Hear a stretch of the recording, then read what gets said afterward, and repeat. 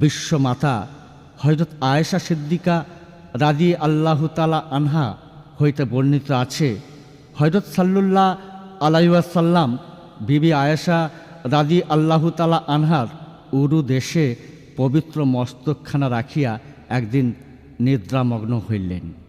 মা আয়েশা হুজুর পাকের দাড়ি মুবারক হইতে পাকা দাড়িগুলো একটা একটা করে উপড়াইতে উপড়াইতে অজানা বিয়োগান্তের দুশ্চিন্তায় নিমগ্ন হয়ে পড়লেন। মা আয়েশার নেত্রযুগল হইতে অনবরত অশ্রুধারা বইয়া বক্ষ প্লাবিত হতে থাকল। কয়েক ফোঁটা অশ্রু যখন আমার হুজুর পাকের পবিত্র মুখমণ্ডলে টপ টপ করে পড়তে থাকল, সহসা নবী পাক চোখ মেলে বিবিকে এই অবস্থায় দেখে কাঁদার কারণ জিজ্ঞাসা করিলেন।